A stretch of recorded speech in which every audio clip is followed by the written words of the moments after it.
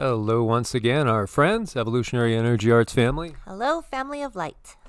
It is wonderful to have you guys with us, and I just want to thank everybody that's been reaching out to us, setting up appointments, and thank you for your patience too, because Cindy's a little bit backed up with all the astrology charts that she's doing.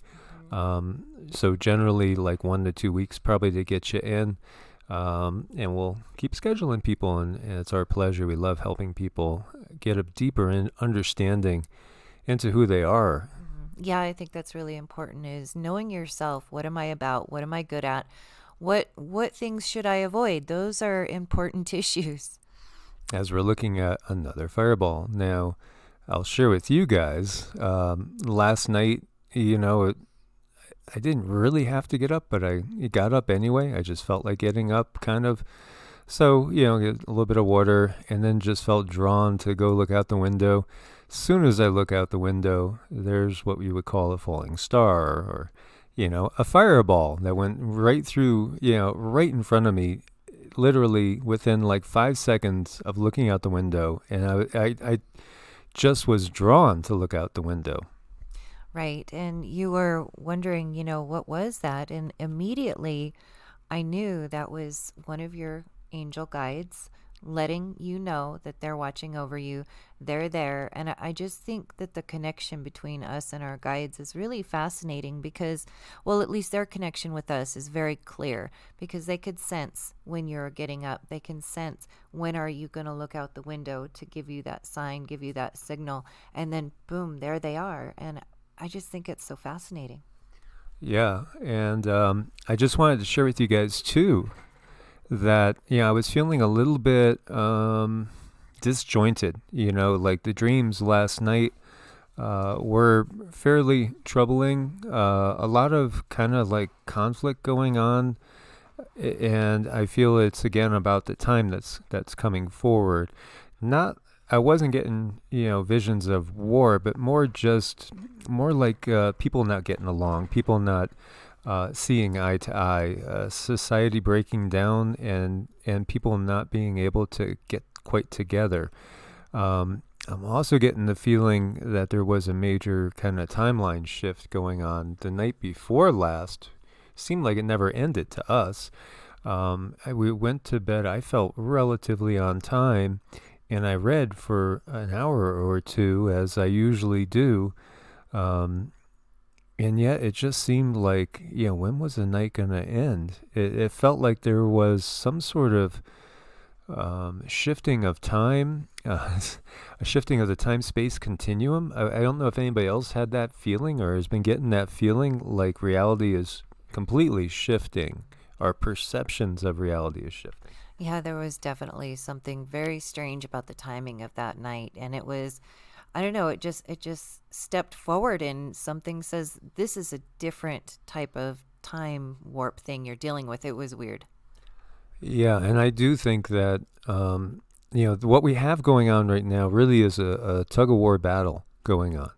There are the light forces which are trying to really help us to come into our own and try to manifest a positive outcome, a more positive outcome than the timeline we've been on.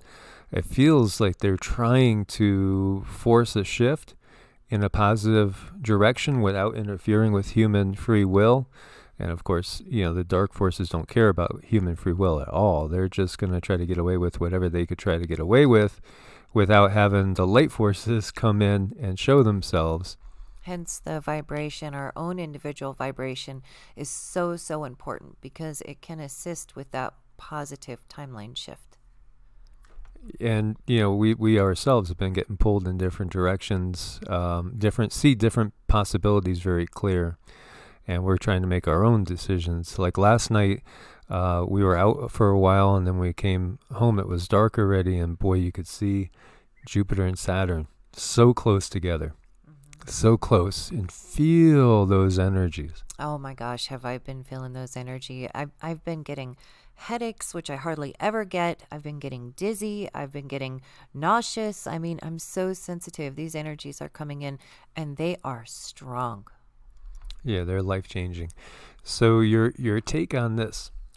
This is a being. There's actually somebody in there, and you've shown these pictures of these old paintings with these beings in these ships that look strangely just like that. Oh my, yes. You are so right. Especially we could see that shape, that Yes. conical shape that's going on there. Um, yeah, I have shown them, and I'm so tempted to pull one up right now, but I'll pull one up for the next video just to show you guys. So, this one was very near the Arctic Ocean in Norway, and this is from Disclosed TV, which does such a great job. They do a great job. Thank you. And we have Penny Watchful over here on Twitter as this is loading. And let's see if we could redo here. Hopefully I didn't lose it. And while I'm thinking of it, let me share this with you guys while that's loading. And this is from our own Knowledge 2020, our brother and family member. It's been with us quite a while. And they're in these three pictures. You're going to see like a street light here, and then what appears to be the moon here. And my guess is this is kind of TR3B-ish. This is, it's a triangular. I've seen one of these back in 1999 at the beach when my daughter was 11 years old. We had a little Jeep, and Friday nights we used to just pick up pizza or Chinese and go to the beach and just watch the sunset. And we saw one of these go over our heads that was only maybe 300 yards overhead. And it was big. It was like a football field across. And it was quiet and silent. And it scared the crap out of her. She could sense the energy. She didn't like it. And so we watched it for like 20 minutes before it went out of sight over West Haven. We were in Milford, Connecticut, in the beach. So, I mean, that's a pretty good picture he caught here as he uses his little hand to say, here it is. And again, when I see these, I think it's ours. Although we could have help with this. I do think it perhaps is part of our Space Force / secret space program, which has been around for a long time. Your feeling on the vibrations of this? Oh gosh, I did not like this one at all. They're on a mission. This is a very reptilian feeling energy here. And what they were telling me is that it's on an abduction mission, which really makes me sick because that brings so much trauma.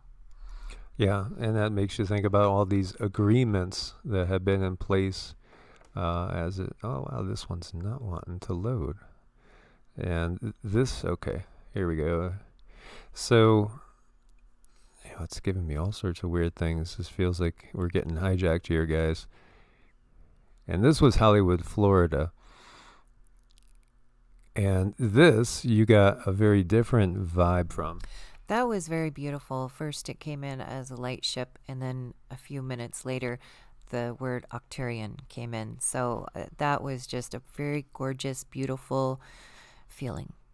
And by the way, the Octurians are working on many people here on a regular basis. And they told us they would be working on us 3 nights in a row, which is a little unusual. They bop in and out, once or twice a week, typically from what we've experienced. But with these incoming energies, they're really trying to help the starseeds, light workers in the ascension process. Yes, they're definitely working on the DNA, trying to bring that back to perfection, working on ancestral stuff.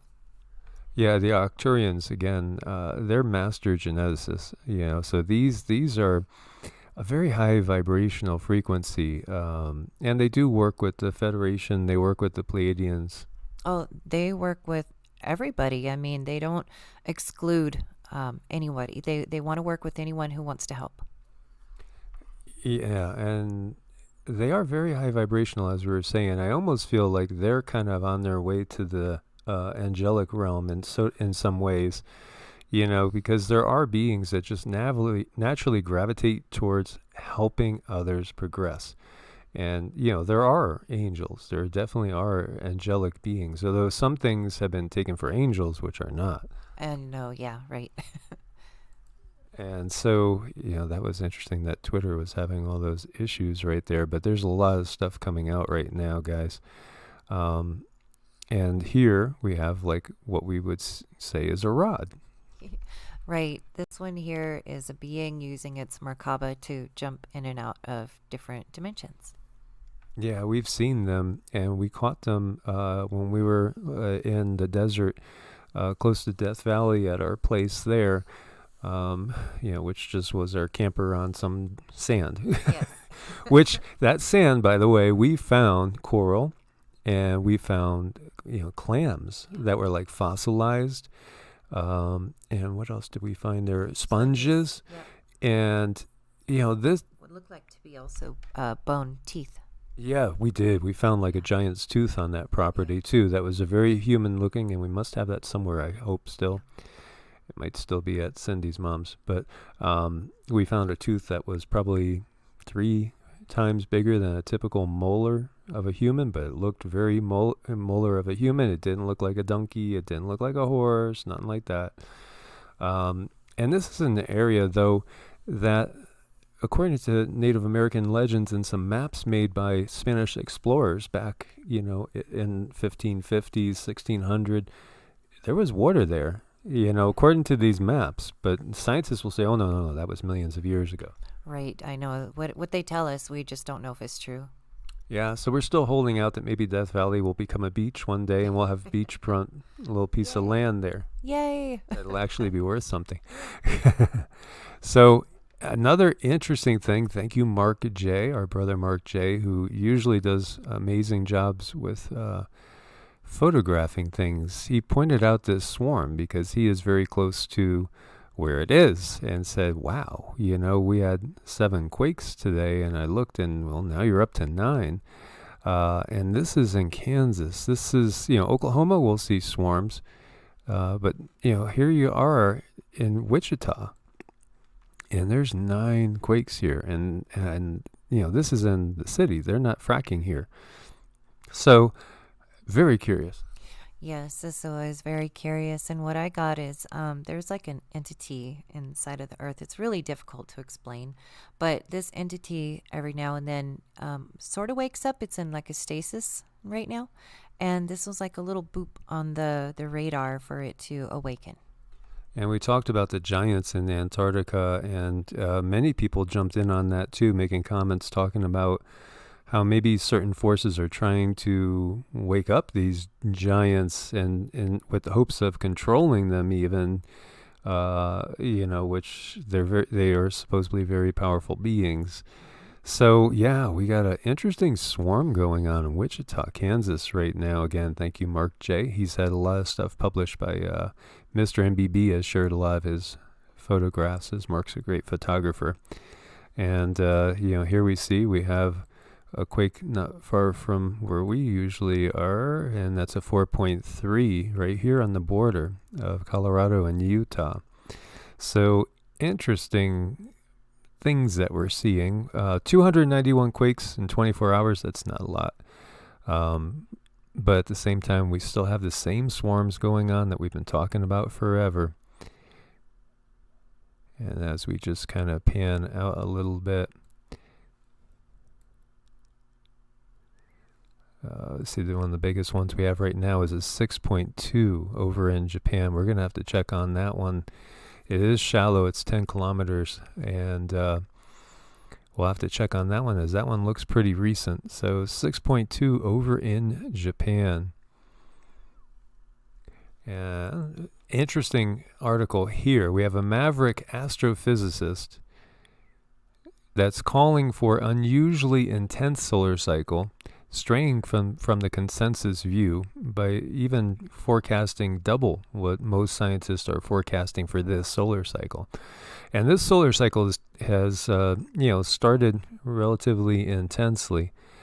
And again, there's not really a consensus. You have a lot of people thinking different things. And of course, we've talked about how, we have the people of the mindset of, global warming, runaway greenhouse effect, and then we have quite the opposite.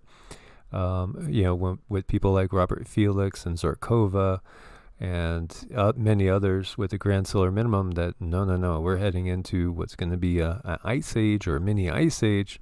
Yeah, right. And when I see somebody like this with these credentials going out on a limb, I tend to listen. So he's an astrophysicist for the National Center for Atmospheric Research, Scott McIntosh. Now, he sees the sun going gangbusters. The cycle is off to a fast start, coinciding with the recent publication of his paper in solar physics. The study, with contributions from several of his colleagues, forecasts the nascent sunspot cycle to become one of the strongest ever recorded. And that would be just so unusual, for what we have seen, because, we've seen and we've been hearing the sun's going to sleep, it's going to sleep, it's going to get, less and less intense and strong. And, if we did get like a crazy cycle, which he predicts is going to peak in spring of 2025, we still have a magnetic pole reversal underway, and we can't get good data on exactly what's happening there from anything official. You have people like Maverick Starts trying to keep track of it and stuff, lay people trying to keep track of it, because, the officials are not giving us really data, which makes us very suspicious, obviously. Oh, gosh, yes. But if this is the case, then, as we get into this cycle, we really might have a lot of grid outages, and we've been talking about that. And that makes me wonder about 2024. And of course, there was a report that said if the grid went out for a prolonged period of time, like the 6 months the government was talking about, like 90% of the people in a civilized country like the U.S., so-called civilized nowadays, could be gone, because of just the chaos that would ensue. So if he's right, and we're going to go into this period, which we'll see satellites perhaps getting fried and grid going down, it can make things very, very intense. And things are going to be very intense for some penguins. As we've talked about this, there's a mammoth iceberg, bigger than Rhode Island, and it's closing in on an island that no people are really living on, but there's millions of penguins there. And the iceberg and the island are the same size, roughly. And there's going to be a massive collision, it looks like. And right now they're only 50 miles apart. So we will be watching that. And with everything going on and lockdown, of course, the borders are still locked down. The U.S. is on pace for slowest population growth since the Spanish flu, coincidentally. And economic impact is obviously evident, obvious. Because really, when you look at it, and we've talked about birth rates, they are way in decline. And if we didn't have immigration, we wouldn't be gaining population.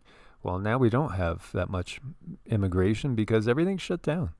And, people can't really move. And in many cases, people see what's happening in the U.S. from other countries. And they may be opting to take their chances where they are instead of coming here, because it looks like the U.S. is going into the most chaotic period in its history since 1776. I know it. Well, the whole planet is under a really chaotic, intense time. It's like there's not a whole lot we can do except for find our place within, go within, find our stability, and hold on to it. So the number of American residents is expected to increase by just 700,000, or about 0.2% in 2020. That's the slowest pace since 1918, which, by the way, was World War I, if you guys remember. The end of World War I and Spanish flu. So, yeah, everything is changing. It is big time.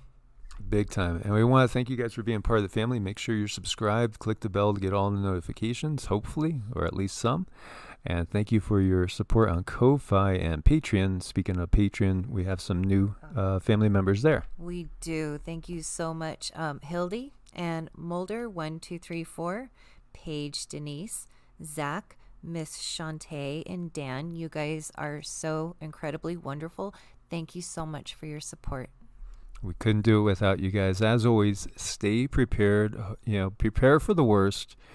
Pray and envision the best. It does feel like timelines are shifting again. We're really getting that. And, we're going to go deep into meditation, and we'll share what we get later on with you guys today. Yes, we will.